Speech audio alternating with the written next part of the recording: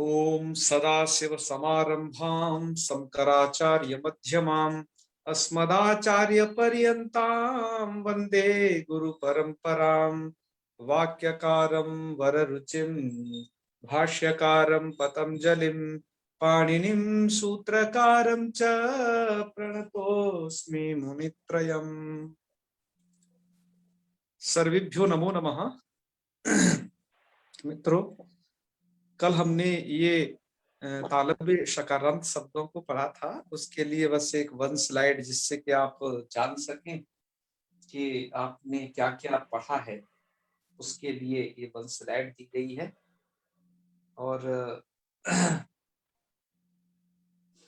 और बाकी तो आज आप मूर्धन्य शकारांत शब्दों को पढ़ेंगे। इस स्लाइड के माध्यम से बस आप ये जान जाएंगे आज कि आपको इसमें क्या क्या पढ़ना है।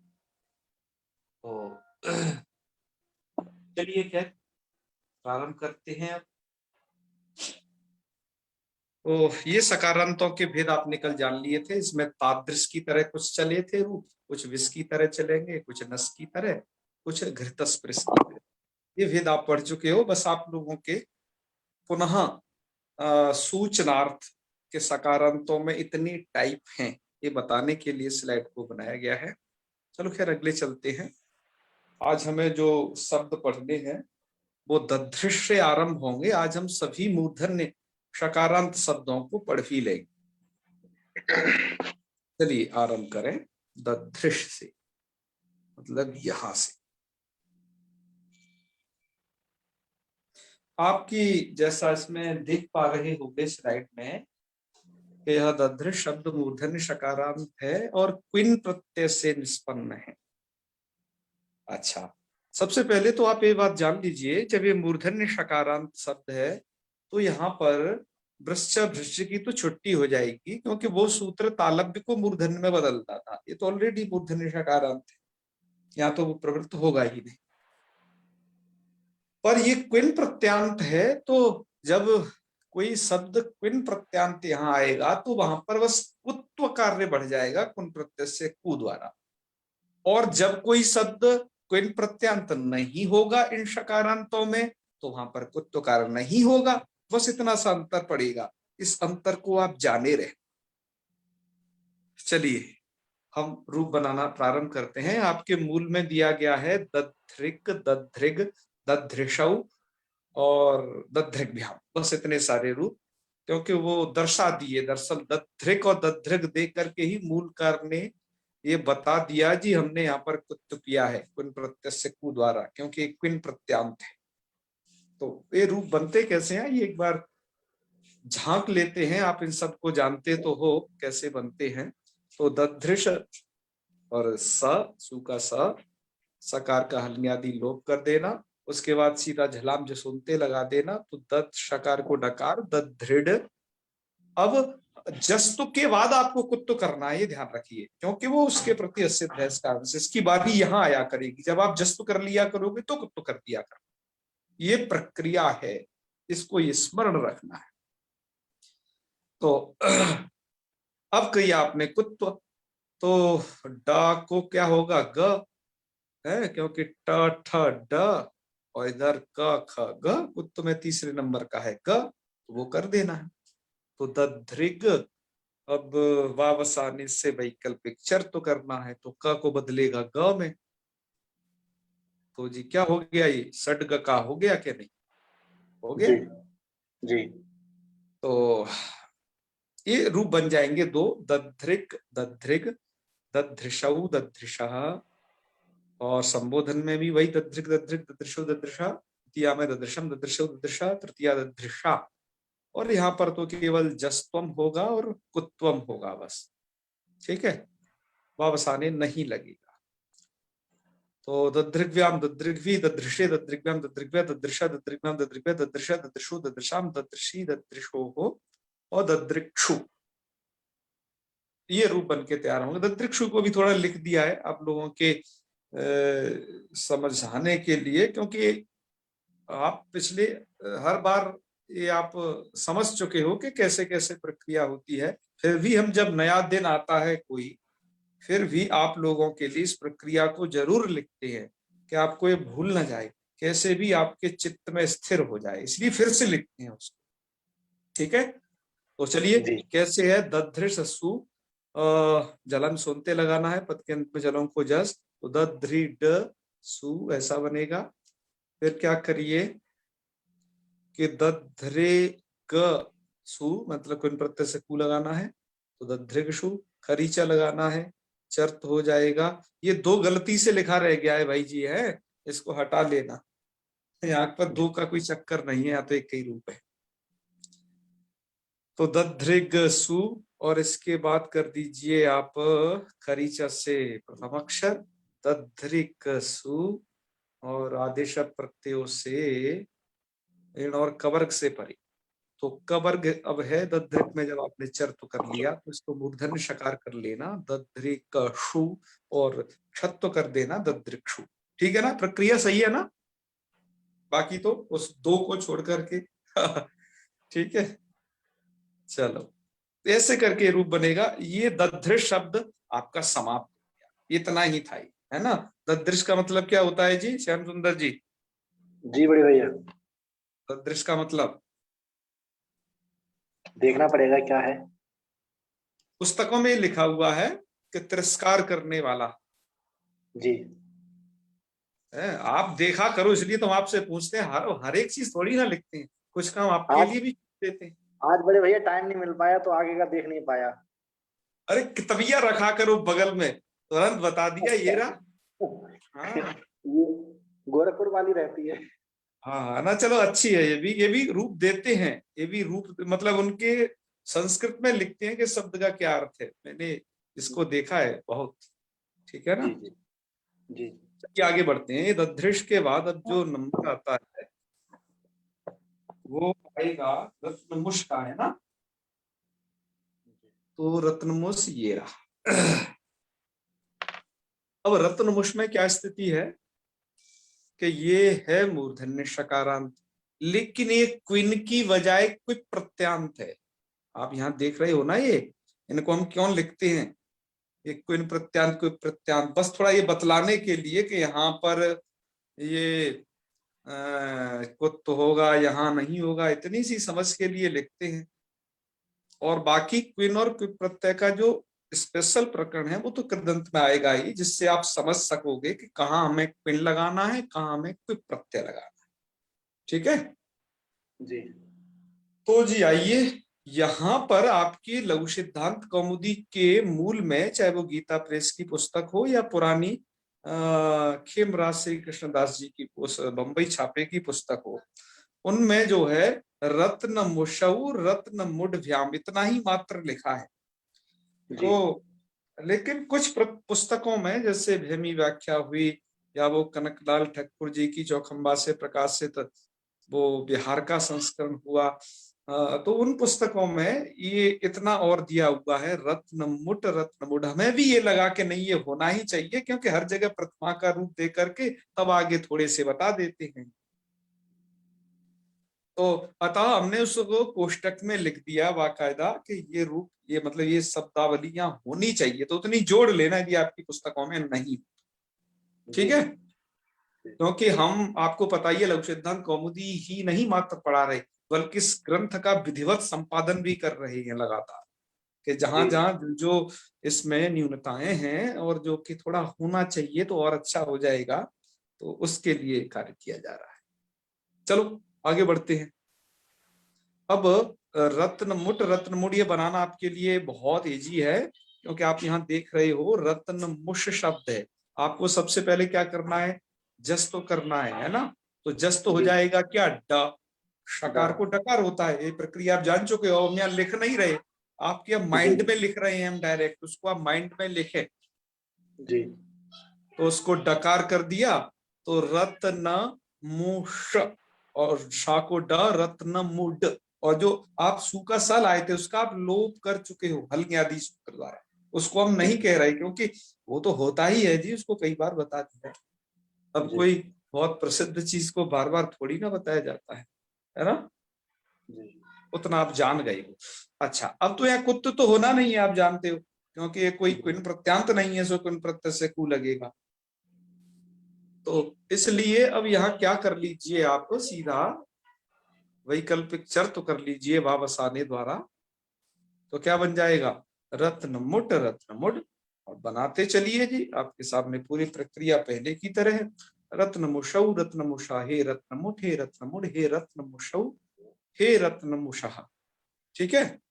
जी और रत्नमुषम रत्नमुषौ रत्नमुषः, रत्नमुषा रत्नमुड्भ्याम रत्नमुष मुड्भी रत्नमुषे रत्नमुड्भ्याम रत्नमुड्भ्या, रत्नमुषा रत्नमुष मुड्भ्याम रत्नमुड्भ्या रत्नमुषा रत्नमुषो रत्नमुषाम रत्नमुषी रत्नमुटुः रत्नमुटुत्सु और रत्नमुट्सु। ये वैकल्पिक चर तो होकर के, वो वैकल्पिक धुट होकर के, और दोनों जगह चर्त होकर के, और एक जगह डबल बार चर्त होकर के ये रूप बनते हैं, ठीक है। इसकी प्रक्रिया आप जान लीजिएगा, आपको बता चुके हैं। तो ये शब्द भी समाप्त हो गया यहीं पर, रत्नमुष शब्द भी, ठीक है। जी जी। इसका अर्थ क्या होता है, रत्नमुष शब्द का अर्थ जी? अब आगे बढ़ते हैं, बताओ। रत्न को चुराने वाला। हाँ, रत्न को चुराने बहुत अच्छे। देखो रत्न तो हम जानते ही हैं, और एक धातु है मुशिस्ते, आप धातु प्रकरण में पढ़ोगे उनको, तो उसका अर्थ होगा मुष्णाति, रत्न को जो चोरी करे, रत्नम मुष्णाति, रत्न मुष मुठ, इस प्रकार का बनेगा।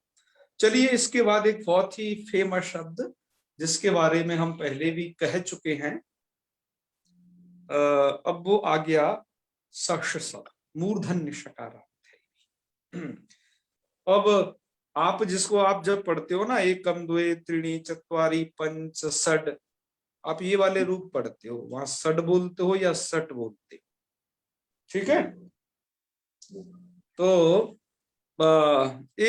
ये कोई भी प्रत्यांत नहीं है, सबसे पहले तो ये जान लेना। ये एक अलग विधा वाला है, ना तो एक क्विक प्रत्यांत है ना क्विन प्रत्यांत है, बल्कि टीकाकारों का ये कहना है कि प्रशोदरादीनी यथोपदिष्टम से बनाया है ना, मतलब ये रेडीमेड किया हुआ शब्द है। अब ये प्रशोदरादीनी यथोपदिष्टम क्या करता है, वहां ये आएगा, वहां पर भी हम बताएंगे।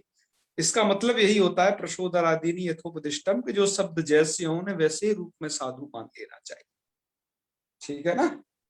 प्रशोदरादीनी यथोपदिष्टानी, इसलिए मैंने इसके लिए क्या प्रयोग किया, रेडीमेड, बना बनाया, शस ऐसा सकारांत है। अब हम इसके रूप चलाने, तो जिसके रूप चलाने की प्रक्रिया में आपको कुछ बातों का ध्यान रखना होगा। ये कि अलग तरीके का शकारांत है, इसमें ढर्रा काम नहीं करेगा, इसमें टोन फिट नहीं होगी, इसकी टोन अलग है सबसे।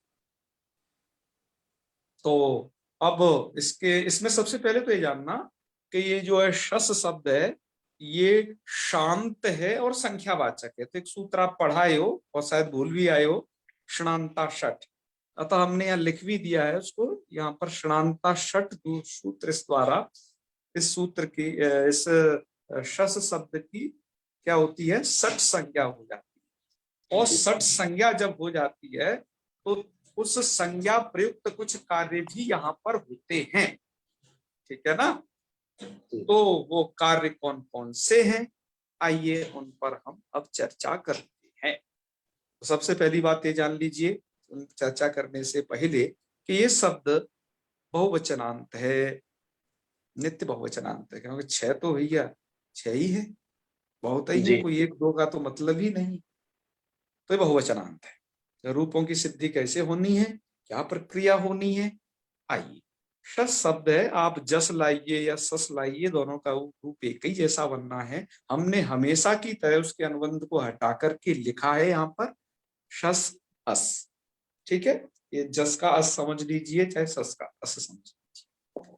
इसके बाद क्या करना है, कई एक सूत्र आपने पढ़ा था षड्भ्यो लोक, कति शब्द पर मैं आपको बता दूं, जब आपने कति शब्द ह्रस्वीकारांत पढ़ा था पुल्लिंग में, पुल्लिंग मतलब अजंत पुल्लिंग में, तब वहां पर एक सूत्र पढ़ा था षड्भ्यो लुक, कि सठ संज्ञक से परे जस और सस का लुक होता है। तो वहां पर आप कति कति कति भी कतिभ्य कतिभ्य कति नाम कतिशु रूप आप बना के आई थी, जी ठीक है ना।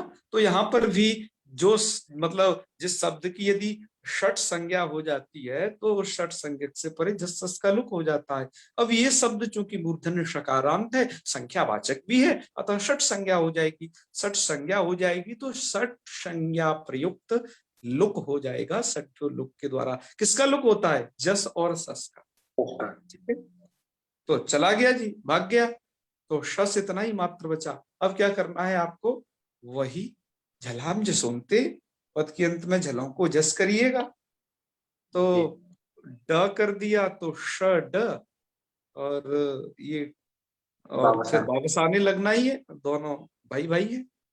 तो इसके बाद ट है, तो अब दो रूप बन जाएंगे, वैकल्पिक चर होता है।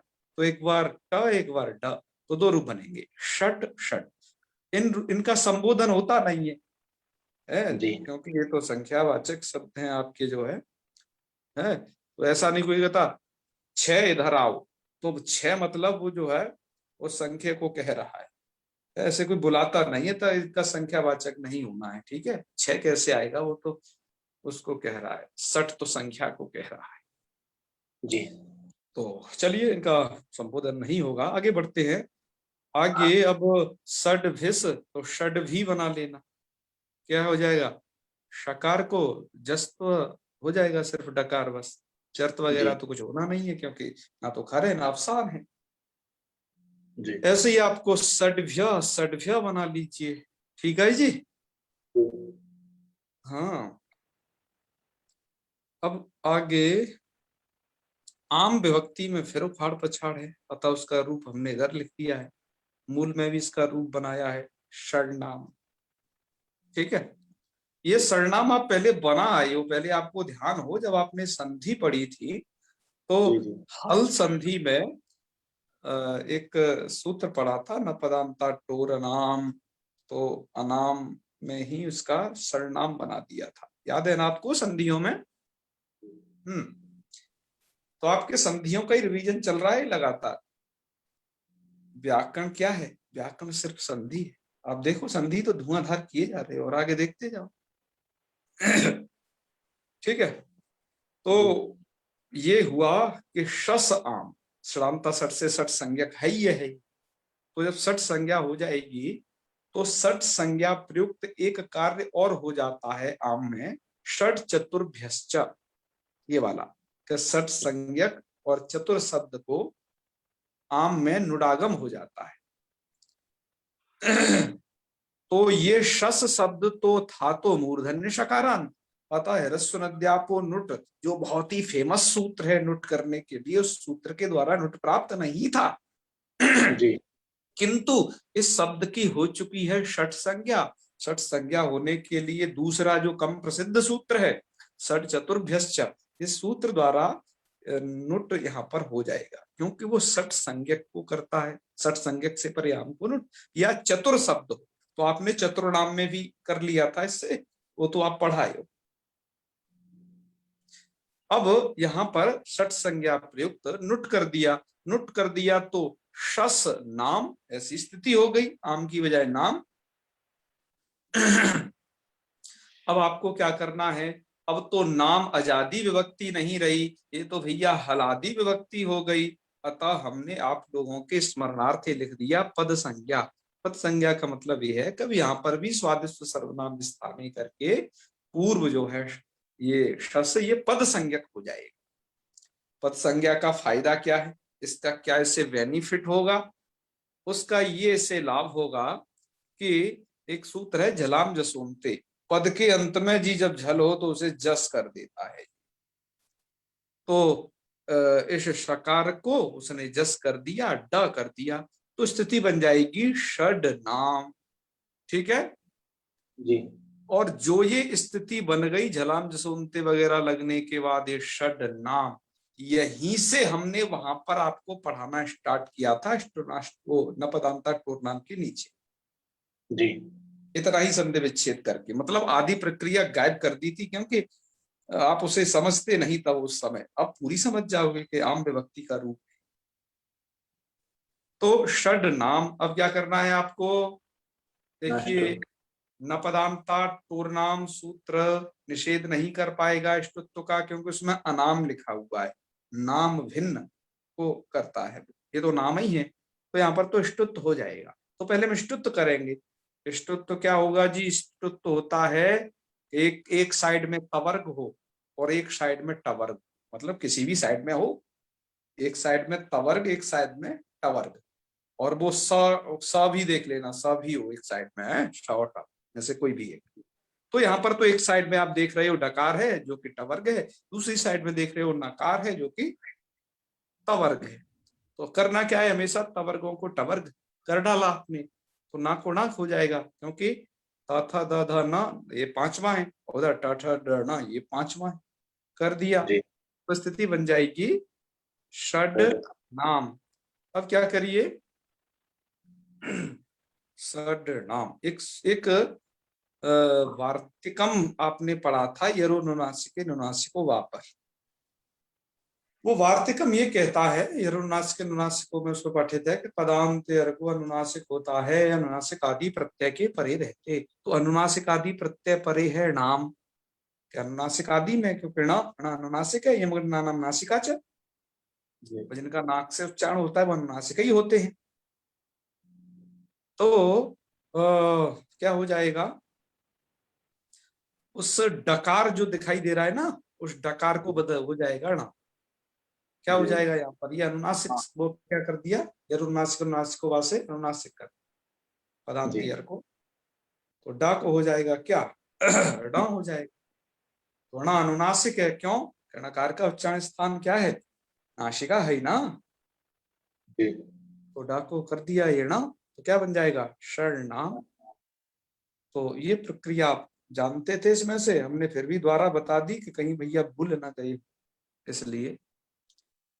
चलो, तो ये सर्वनाम प्रयोग बन गया, जो कि अपने आप में एक अलग है। यहाँ पर आपने देखा होगा कि यहाँ नुट हो गया है, षट चतुर्भ्यश्च सूत्र की महिमा से षट संज्ञा होने के कारण। अब आइए, आपके सप्तमी विभक्ति में बहुत सारे लघु सिद्धांत कौमुदी के संस्करणों में और गीता प्रेस के में भी एक ही रूप लिखा है यहाँ पर, षट सूत्र। पर यहाँ पर आप जानते ही हो कि यहाँ पर भी जस्त होता है तो डकार हो जाता है, तो दहसी धुट द्वारा वैकल्पिक धुट होकर के और दोनों जगह चर्त होकर के दो रूप बनने चाहिए। तो हमने इसलिए लिख दिया है, किन्हीं संस्करणों में नहीं है, तो इससे थोड़ा पूर्ति हो जाए उसकी। षटसु और षटसु इस प्रकार सप्तमी में ये दो रूप बने हैं। समझ में आ गया ना? कोई दिक्कत तो नहीं? आगे बढ़ें।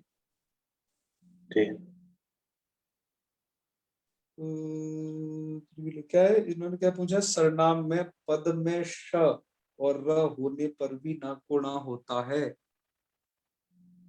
श बताइए ना मेधा जी, क्या है, थोड़ा बता दीजिए। जैसे कि सर वो था, एक एक को आप म्यूट करें। हाँ ठीक है, अब बोलिए। सर हाँ, सरनाम है ना, तो उसमें नाक का अड़ा हो सकता है वाला सूत्र नहीं था, जिसमें र और श होने पर वो नाम का अड़ा हो जाता है। अच्छा वो वाला, पर वो तो ना को ना करता है ना। हाँ, तो हमने यहाँ किया है ष्टुत्व।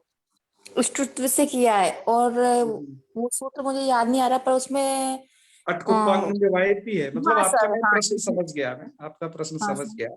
आप ये कहना चाहती हैं कि ये स्थिति है सड हाँ नाम, ऐसी स्थिति होने पर आपने स्टुनाष्टु लगाया है, हाँ और आपने वह क्यों नहीं लगाया अटकुपांगवायपी?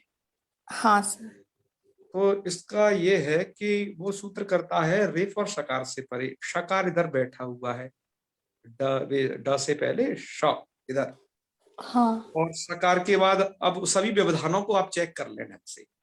श के बाद अ है, अट में आ गया, हाँ, और ये ड किस में आएगा ये बताइए? वो तो ट वर्ग में आएगा। तो टवर्ग वो थोड़ी ना कहता है, वो तो अट कवर्ग पवर्ग इतने ही कहता है, अ, आंग हो या नुम हो। जी जी, अट में आएगा नहीं, क्योंकि ये तो आगे जबगट 10 में बैठा हुआ है हाँ डकार। हाँ हाँ जी, तो मतलब एक ऐसे वर्ण का व्यवधान मिल रहा है जो ना अट में आता है, ना कवर्ग में, पवर्ग में, किसी में भी नहीं आता है ना। आंग नुम का तो प्रश्न ही नहीं है, ठीक है ना। जी जी। तो इसलिए वो सूत्र क्या है, अटकुपांगनुम विवाहेपी में बता चुका हूं। जैसे आदर्श सेना में भी नकार को नकार नहीं होता है, यहां पर भी नहीं होगा। क्यों? यदि अटाद अडाद्यतिरिक्त जहां पर व्यवधान होगा तो वहां पर नहीं करेगा। व्यवधान हो तो अटकुपांगनुम विवाहे इनका ही हो, अट कु मतलब कवर्ग, पवर्ग, आंग नुम भी, बस इतने का ही व्यवधान होना चाहिए, इससे ज्यादा का नहीं। कोई एक्स्ट्रा है बीच में घुसा हुआ है तब वहां पर नाकुना नहीं हो पाएगा, ठीक है। हाँ सर, जी सर। चलो जी, इसीलिए नष्टु नष्टु लगाना पड़ा। तो चलिए आगे बढ़ते हैं। अब आइए, अग्रिम शब्द है आपका शस के बाद। कौन सा शब्द है श्याम सुंदर जी? इसमें एक वो पंक्ति दे रखी है, रुत्वम प्रति शश्वता सिद्धता जसो रोहितम, ये वाली। हाँ, वो दरअसल क्या है, अगले शब्द की पंक्ति है। अगला शब्द है आपका पिपठिश। हाँ, पिपठी के लिए। ठीक है ना, वो यहाँ के लिए पंक्ति दे रखी है, कोई बात नहीं। जी जी। तो वो दरअसल यहाँ की पंक्ति है, तो हमने उसे यहीं लिखा है, वहां लिखा ही नहीं था। जी और लघु सिद्धांत कौमुदीकार तो क्या है ना, पूरा एक वाक्य बनाते हुए चल रहे हैं, तो उनके यहाँ पर वह भी एक है। जी। तो ऐसा एक पंक्ति लिखी हुई है, रुत्वम प्रतीक्षस्य सिद्धत्वा ससोरुइति रुत्वम। ये क्या पंक्ति है, समझ में नहीं आएगी भी आपको, ठीक है, जी जी जी। अब आएगी। इसका संदर्भ और प्रसंग समझिए तो आ जाएगी। अब अगला शब्द आपका क्या है, पिपठिश। पिपठिश की क्या सिद्धि है? तो आपने एक धातु खूब पढ़ी है, पठ। पठ धातु, पठ धातु किस अर्थ में आती है? पढ़ने के अर्थ में। पढ़ने में ही कहते हो ना, लेकिन आप धातु प्रकरण में इसका अर्थ पढ़ोगे, पठ व्यक्तायाम वाची, व्यक्तवाच अर्थ में इसका प्रयोग किया जाता है, ठीक है ना। अध्ययन में तो इन अध्ययने जैसी धातुओं को वो गृहीत करते हैं। तो चलिए, इस पठ धातु से आपका ये जो रूप है, ये सन्नंत का रूप है। अब सन्नंत क्या होता है घबराइए नहीं, केवल श्रद्धा से सुन लीजिए, समझ में आए तो नहीं, कोई भी बात नहीं, ठीक है। क्योंकि आप जब ये भू आदि गणों को पढ़ लोगे, उसके बाद में ऋजंत सन्नंत ऐसी प्रक्रिया आई हुई है, हम वहां पर आपको बताएंगे, आप समझ भी जाओ। ये बतलाने का उद्देश्य नहीं है हमारा, तो बस इतना ही बतलाने का उद्देश्य है कि पिपठिश जो शब्द है ये शकारांत है, और इसमें जो शा है वो सन प्रत्यय का सा है। पुरुषोत्तम जी ने बता दिया, पठितुम इच्छति, वेरी। हाँ, अब हम क्या बताना चाहते हैं आपको कि इसमें जो ये मूर्धन्य शकार आपको दिख रहा है पिपठिस में, श्याम सुंदर जी, जी ये दरअसल आप जानते हो कि सन प्रत्यय में तो जो स होता है वो ये वाला होता है। जी। इस को जो मूर्धन्य शकार इसलिए हुआ है कि पिपठिस के इधर हा से पहले एक इकार है, जी उस इकार के कारण ये मूर्धन्य श में बदल गया है, तो ये पिपठिस ऐसा बन गया है। कहने का मतलब क्या है कि ये वाला जो पिपठिस में आपको सकार दिखाई दे रहा है, वो जन्मजात मूर्धन्य नहीं है। मैं क्या कह रहा हूं, मेरी शब्दावली सुनिए। मैं कह रहा हूं कि पिपठिस का जो शकार है वो और शकार थे, अभी आपने ददृश में पढ़ा था, है शस में पढ़ा था, रत्न मुश में पढ़ा था, वो जन्मजात थे मूर्धन्य शकार। लेकिन ये तो चूंकि सन का सा था, और सन का सा तो दंत वाला होता है, इसको जो ये मूर्धन्य शकार बनाया है वो आपके आदेश प्रत्यय नाम के सूत्र ने बनाया है जी। क्योंकि वो इण से परे मिल जा रहा है, इणीकार से, जी है ना। इतनी बात समझ में आ गई ना? जी जी जी। बस यही मुख्य बात समझानी थी। अब आप सब बातों को अपने आप समझोगे, इतनी बस बात कह करके। तो अब आप क्या करिए, पिपठिस शब्द से सू लाइए, और सू का क्या बचेगा, स, सकार का हलन्यादि लोप कर दीजिए, तो पीपठिश ऐसा मूर्धन्य वाला होगा ना ये, जी जी जी। पीपठिश। अच्छा, अब एक बात बताइए, पीपठिश ऐसा होने पर स सजसो रू लग सकता है कि नहीं लग सकता? देखो भैया, विसर्ग संधि ठीक कर लो और मैं आपको बता देता हूं। लग जाएगा, है? पदांत है तो लग जाएगा। पर वो कैसे वाले सकार को करता है, कुछ याद है? वो सजस के सकार को है वो है? दंत सकार को करता या है। फिर हाँ, दंत्य वाले को करता है, लेकिन यहाँ तो दंत्य है नहीं ना, ये तो मूर्धन्य है आपके सम्मुख। ये तो उससे हो जाएगा ना, किया हुआ है ना, ये तो उसको मान करके कर लेंगे। अरे भी डटो, वो तो हमने तुम्हें पहले बता दिया है। सजुस शब्द के सकार को भी करता है ना भैया। पर ये सजुस वाला नहीं है अंकित जी, ये सजुस नहीं है तो पिपठिश है। वो सूत्र केवल एक ही मूर्धन्य सकार को रू करता है, वो है सजुस का, बाकी सभी दंत सकार को ही रू करता है। ठीक है ना? और जी विसर्ग संधि तैयार कर लो। आप लोगों को बड़े प्रसन्नता पूर्वक बतलाया जाता है कि शनिवार 17 तारीख अमावस्या के दिन विसर्ग संधि का टेस्ट आयोजित होना सुनिश्चित हो गया है। अतः आप तैयार कर लें। और अब की बार क्या हो रहा है, फर्स्ट बार के जो प्रतिभागी उसमें भाग लेंगे सबको वाकायदा उसका प्रमाण पत्र वितरित होगा। 11.4 है। तो 12 होना चाहिए। ये थोड़ा म्यूट करना उषा शर्मा जी को। हाँ ठीक है, ठीक है। सबको प्रमाण पत्र उसका वितरित होगा और उसकी पुरस्कार राशि भी रखी गई है। हमारे टॉप 5 को इस बार पुरस्कार राशि दी जाए। अभी तक राशि इसलिए नहीं मिल रही थी कि उसमें कुछ एक प्रॉब्लम आ रही थी उस प्रक्रिया को करने में। अब ये सुनिश्चित हो गया है और आपको जो आप पढ़ रहे हो प्रकरणों को, तो एक तो आपको संधि तक का प्रमाण पत्र दिया जाएगा अपने संस्कृत सारह द्वारा और अन्य सहयोगी संस्था हैं उनके द्वारा। और ये आपका ये षडलिंग प्रकरण पूरा हो जाएगा, मतलब 3 अजंत के 3 हलंत के, तो यहाँ तक का एक आपको सर्टिफिकेट और बाद में दिया जाएगा। ऐसे बीच बीच में मिलते रहेंगे विभिन्न विभिन्न प्रकरणों की समाप्ति होने पर। ठीक है, तो आप तैयार रहे ना, विसर्ग संधि की तैयारी कर लेना, भूल न जाना। आपको आना है सबसे आगे और आगे आकर के पुरस्कार भी अर्जित करना है और यश भी मिलेगा। मतलब उसको बाकायदा संस्कृत शिक्षा फेसबुक पे, जो कि लगभग 20,000 का होने वाला है, वहां पर प्रचारित किया जाएगा, अन्य सोशल मीडिया में। ठीक है, केवल विसर्ग संधि रहेगी भैया या फिर पंच संधि? पंच वो टेस्ट पहले हो चुके हैं, बस एक यही बचा था, क्योंकि हमें अब यहाँ तक के प्रमाण पत्र देने हैं इस कारण से। नहीं तो आपको पता है ना, अजंत के भी टेस्ट हो चुके हैं, बस वो प्रमाण पत्र की वजह से अटका हुआ था। अब वो सब काम लगभग हो चुका है।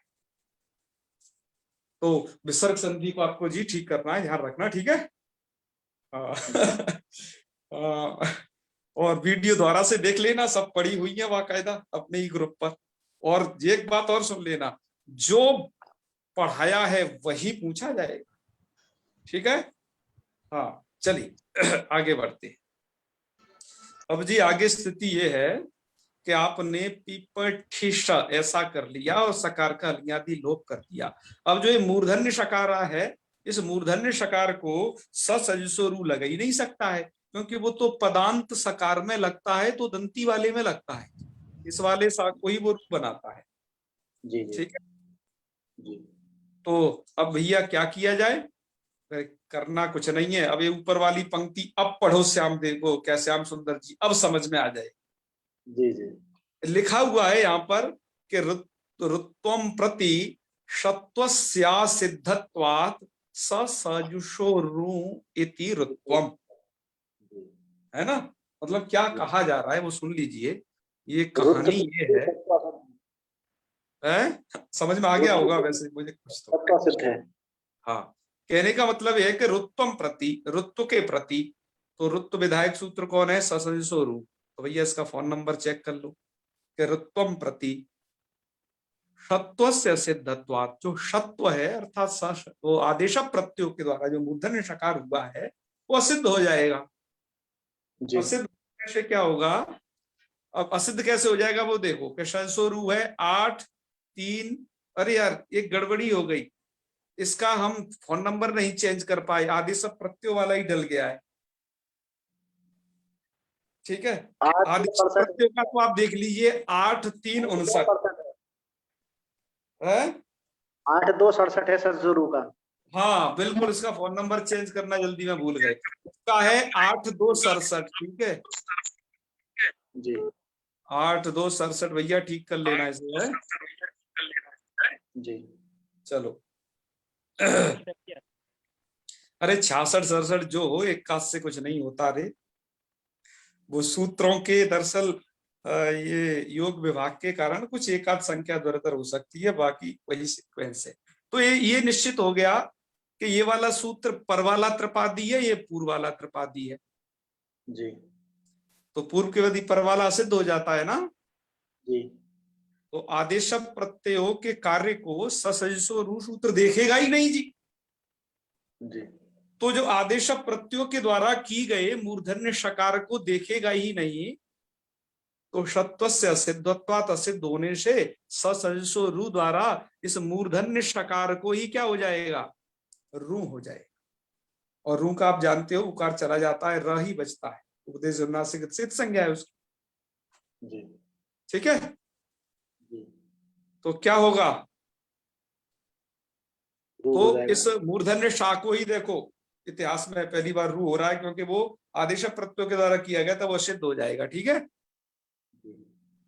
तो कर दिया जी हमने हमने रू रू का र बचा लिया। तो पीपठिर क्या स्थिति हो गई हमारी, पीपठिर। अब पीपठिर के बाद क्या करिए, एक सूत्र यहां पर दिया हुआ है, ये सूत्र की भी मार आगे लंबी है। इस सूत्र का एक भाई और आपको मिलेगा, मैं आपको याद दिला देता हूं, हलीचा करके।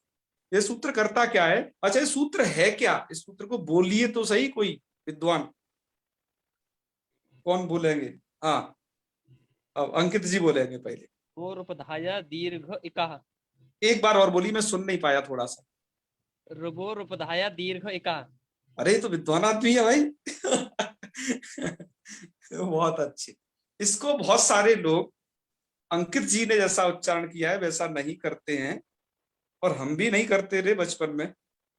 इसको हम वो रूप धाया पढ़ते थे, लेकिन आप थोड़ा ध्यान से देखें, व से भी पहले र ऊपर एक चढ़ा हुआ है, उसकी जो कंडीशन आएगी वो यहाँ आएगी, यहाँ मतलब इधर है वो वा से भी पहले, तो इसलिए इसका उच्चारण होगा रुबो रूप धाया, मतलब रा एक पहले है, रुबो रूप धाया।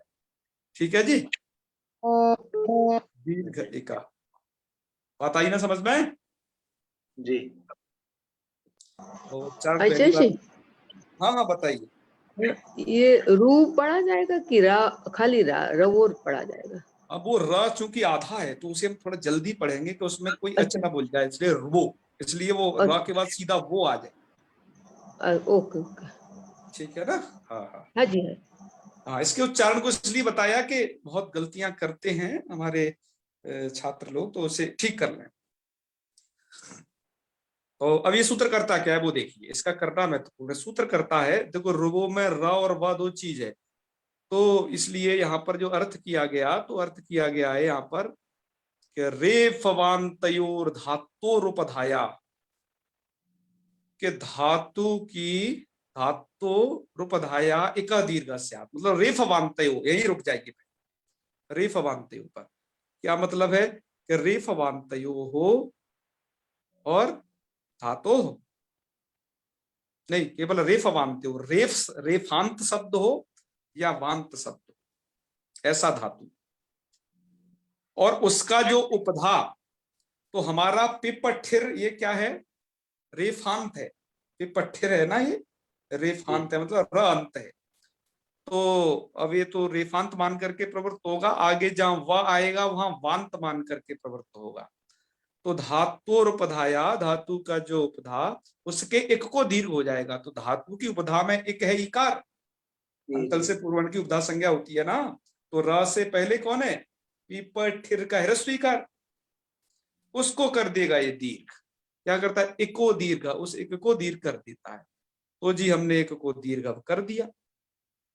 अब एक को दीर्घ करने के बाद ये स्थिति बनी, पिपठीर क्या स्थिति बन गई, पिपठीर, और इस र को आपको विसर्ग कर देना है। विसर्ग करने वाला सूत्र कौन है, याद है श्याम सुंदर जी, अमर कुमार जी? वेरी गुड, उससे हो जाएगा विसर्ग। विसर्ग संधि की तैयारी करते रहे, ठीक है? जी जी जी। विसर्ग हो जाएगा तो आपकी स्थिति बन जाएगी पिपठी ही। तो देखो बड़ा अद्भुत रूप बना जी, जी है क्या रूप बना, पिपठी ही। प्रक्रिया याद रखना, जी जी ठीक है? जी। आपको आजादी विभक्तियों में तो आंख बंद करके पिपठिस को सीधा जोड़ दीजिए, बस हलादियों के लिए आप तैयार हो जाइए थोड़ा थोड़ा है। अभी हम बहुवचन जब सु आएगा, सप्तमी का वचन, वहां पर भी एक बार और कुछ कहेंगे, तब तक रूप चलाते हैं। तो रूप चलेंगे पिपठी ही, पिपठिशौ, पिपठिशः। संबोधनम हे पिपठी, हे पिपठिशौ, हे पिपठिशः। द्वितीया पिपठिशम, पिपठिशौ, पिपठिशः। तृतीया पिपठिशा और पिपठीर भ्याम। ये पिपठीर भ्याम क्या हुआ, देखो वही स्थिति रखना। देखो पिपठिस, और आप यहाँ सु की जगह समझ लीजिए भ्याम, पिपठिस भ्याम। स्वरू लगा देना है तो पिपठिर भ्याम। रुबोरुबधाय दीर्घायिक लगा देना है तो पिपठीर भ्याम। अब यहाँ तो उसको विसर्ग हो नहीं पाएगा क्योंकि ना तो खर है ना अवसान है भ्याम का वकार। तो क्या हो जाएगा यहाँ पर, पिपठीर भ्याम।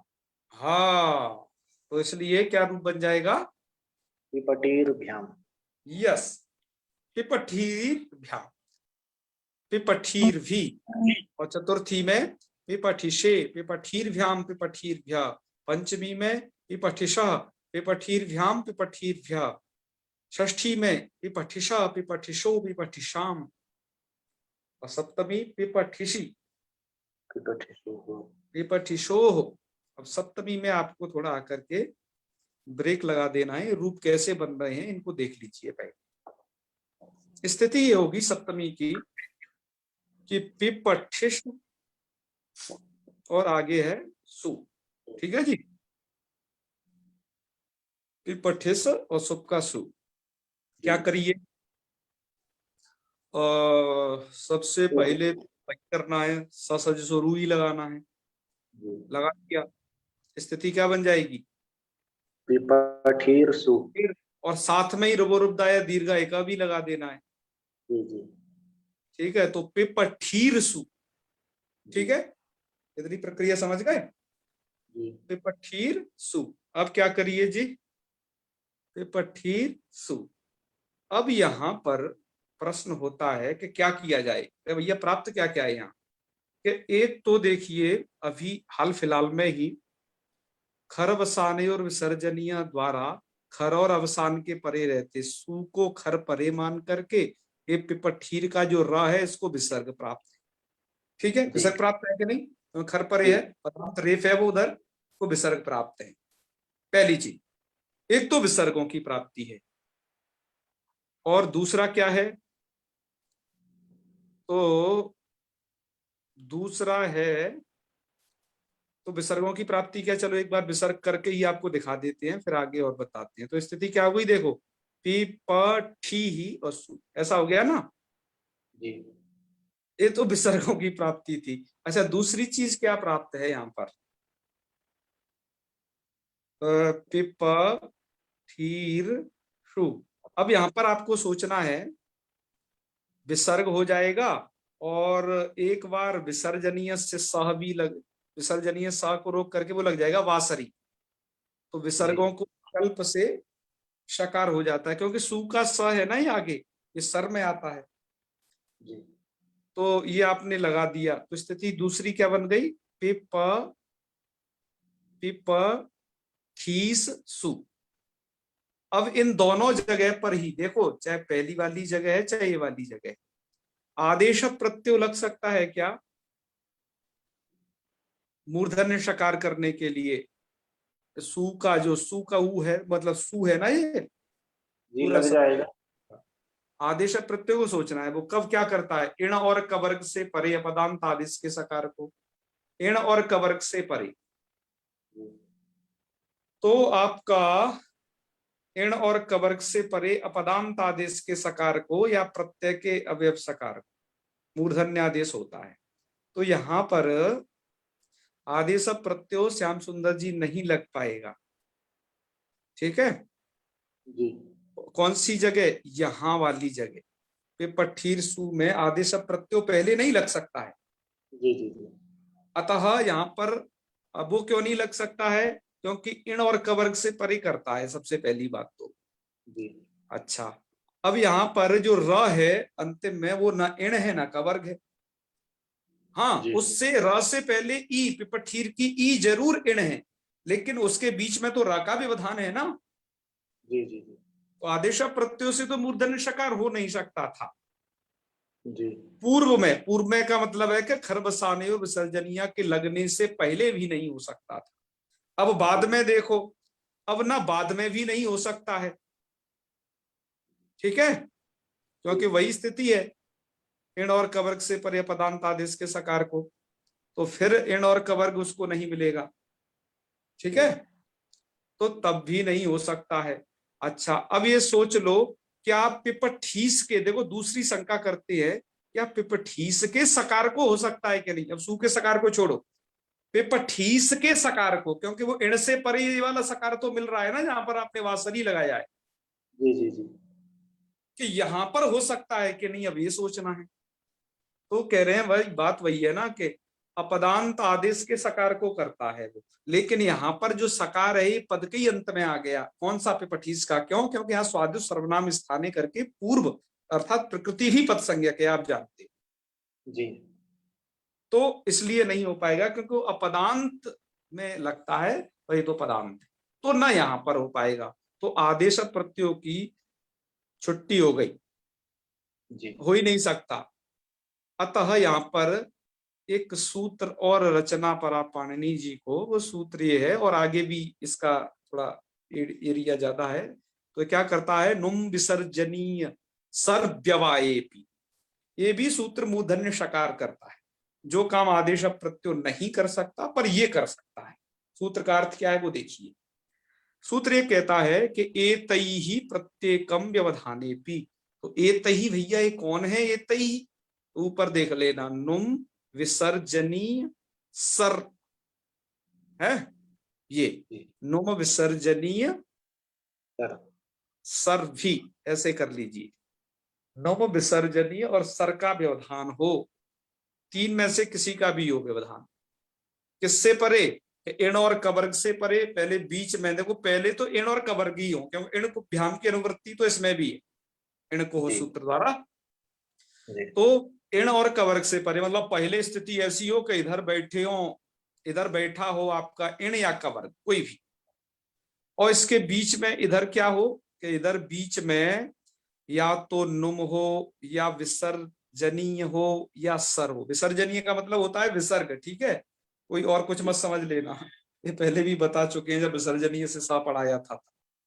जी तो एतैहि प्रत्येकम व्यवधानेपि मतलब इण और कवर्ग से परे बीच में या तो नुम हो या विसर्ग हो या सर। सर का मतलब स श स, इनमें से कोई भी।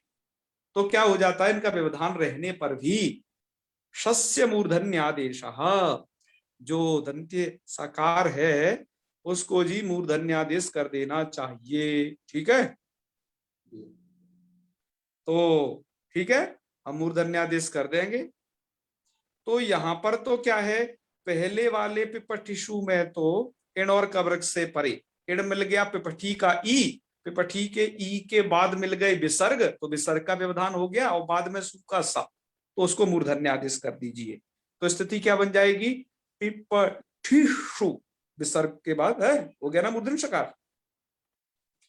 और दूसरे पक्ष में क्या होगा कि जहां पर वो स है तो यहाँ पर इण, और इण के बाद होना चाहिए इण या कवर्ग हो कोई भी, तो यहाँ इण है पिपठी का ई, और बीच में है सर का व्यवधान। सर मतलब एक दंत्य शाखा, और उसके बाद जो प्रत्यय का जो सु है उसको फिर मूर्धन्य शकार एक बार कर दीजिए, तो क्या बन जाएगा? पिपठीषु, ये बन जाएगा कि नहीं? अब एक सकार बच गया पिपठीषु में, कौन सा? दंत्य वाला। क्योंकि आपने तो प्रत्यय के शकार को ही तो मूर्धन्य किया है, उस दंत वाले को कुछ थोड़ी ना किया है। ठीक है, तो क्या करना कि भैया कोई बात नहीं, घबराओ नहीं। लघु सिद्धांत कौमुदी के मूल का अवलोकन करिए, वहां लिखा है कि ष्टुत्वेन पूर्वस्य श, ये पंक्ति भी अब आपको लग जाएगी कि उसमें जो पहला वाला श है अब उसको ष्टुत्व कर दीजिए। तो उस दंत सकार का योग मिल गया ना, दंत सकार और उधर प्रत्यय का जो मूर्धन्य शकार था। जी तो क्या हो जाएगा, पहले वाले को क्या हो जाएगा, मूर्धन्य कर देना। तो दो रूप बना लेना जी, तो वो पिपठिषु ऐसा बन जाएगा। तो हमने यहाँ पर सप्तमी में दो रूप लिखे हैं, पिपठिषु और पिपठिषु। बात आ गई समझ में जी? क्लियर है? क्यों श्याम सुंदर जी? जी जी हाँ, तो खैर ये बातें थी कुछ। इसके बाद अंतिम शब्द बचा है मूर्धन्य शकारांतों में चिकीस शब्द। तो उसके भी रूप कैसे चलेंगे ये यहाँ पर लिखे हुए हैं, देख लीजिए। उसके जो रूप चलेंगे ये रहे, चिकी ही, जैसे का इसका पिपठी बना था तो उसका चिकी, वो चिकीर्ष शब्द है, ठीक है। तो उसके चिकी ही, चिकीर्षौ, चिकीर्षा ऐसे सब बन जाएंगे। उधर चिकीर्भ्याम, उधर चिकीर्षु। अब ये शब्द बनेंगे कैसे, ये हमने आपके हवाले छोड़ दिए हैं, बस यही अंतिम शब्द हैं, इनको आप खुद बनाइएगा, थोड़ा देखिएगा इनमें क्या प्रक्रिया है। तो फिर आज का पाठ हम यहीं तक रखते हैं, ये शब्द आपके भरोसे छोड़ दिए हैं, देखें कौन कौन बना करके भेज पाते हैं। ठीक है, तो करें समापन जी,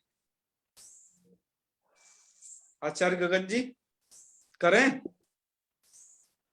चलिए तो है, अब कब, अब जो है कल मिलते हैं। ओम सर्वे भवन्तु सुखिनः, सर्वे सन्तु निरामयाः, सर्वे भद्राणि पश्यन्तु, मा कश्चित् दुःखभाग् भवेत्। ओम शांति शांति शांति। सर्वेभ्यो नमो नमः। शुभ रात्रि। नमो नमः। नमो नमः।